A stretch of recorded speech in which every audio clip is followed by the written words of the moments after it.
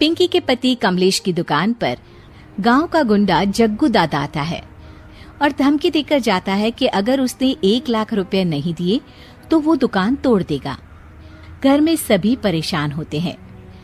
अरे सत्यानाश हो उस जग्गू का, अच्छा खासा लड़का था, पता नहीं क्यों गुंडागर्दी करने लगा, किसी की भी जमीन हड़प लेता है और अब हमारी दुकान के पीछे पड़ा है नास पीटा। मेरे तो कुछ भी समझ में नहीं आ रहा कि मैं क्या करूं। अरे बेटा, मैं तो कह रही हूं कि 1 लाख रुपए दे दो और छुट्टी पाओ इस जग्गू दादा से।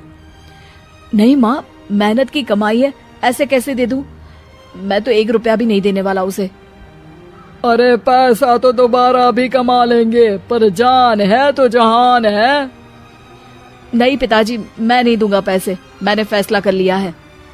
पिंकी कमरे में आकर सोचने लगती है, मेरे पति के ऊपर ये कैसी मुसीबत आ गई है। हे भगवान, क्या करूं मैं? तभी उसे जादुई पत्थर से आवाज सुनाई देती है, दन दना दन दन दन दन, जो चाहे वो तू बन। अरे हाँ, मैं भी कितनी भुलक्कड़ हूँ, मेरे पास तो जादुई पत्थर है, पर मैं क्या करूं? जग्गू दादा तो बहुत बड़ा गुंडा है, उसका सामना मैं कैसे कर पाऊंगी? पर मुझे ये करना ही होगा। पिंकी प्लान बनाती है और उसे एक आइडिया आता है और वो आइडिया वो सबको बताती है। सुनिए, मेरे पास एक प्लान है, आप जग्गू दादा को पैसे देकर उन्हें घर पर खाने पर बुलाइए। सब ये सुनकर दंग रह जाते हैं।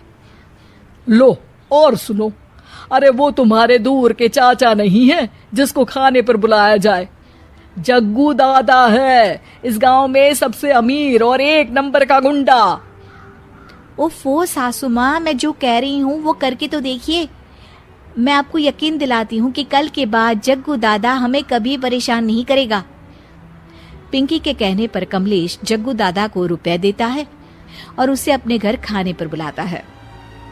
अरे भाई, मानना पड़ेगा कमलेश, काफी तरक्की कर लिया है तुमने। 1 लाख रुपए तो बड़ा ही कम डोनेशन था। जग्गू दादा सोफे पर बैठता है और सबसे मिलने लगता है। अरे भाई, लता मौसी ठीक तो हो ना? सुना है घुटने में बहुत दर्द रहता है। हाँ बेटा, पर तुझे कैसे पता चला? अरे जग्गू दादा सारे गांव की खोज खबर रखता है, और वैसे भी मेरी माँ और आप तो बचपन की सहेलियां थी ना, तो आप तो हमारी मौसी हुई। मौसी कहकर 1 लाख रुपए का चूना लगा रहा है कमबख्त। तभी बेल बजती है और कमलेश दरवाजा खोलता है तो सब दंग रह जाते हैं। अरे एमपी साहब, आप आइए आइए, आप कमलेश को कैसे जानते हैं? अरे भाई, कमलेश हमारे बड़े ही अच्छे मित्र हैं और मैंने सुना है कि आप इनकी दुकान हड़पना चाहते हैं, इनसे चंदा भी मांगते हैं आप।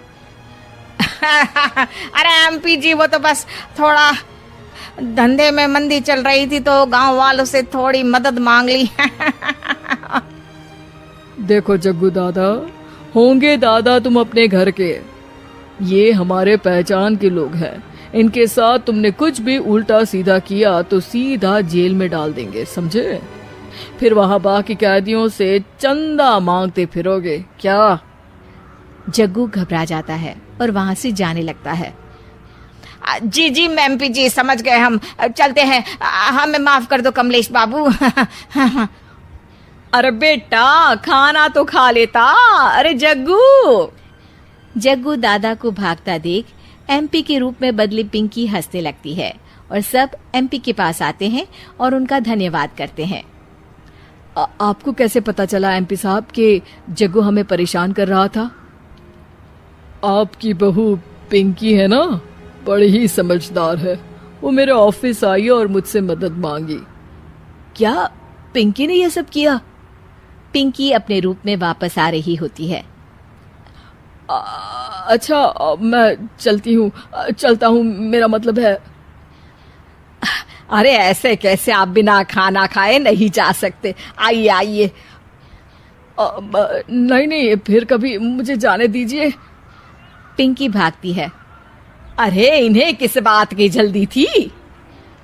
लगता है कोई इम्पोर्टेंट मीटिंग होगी माँ।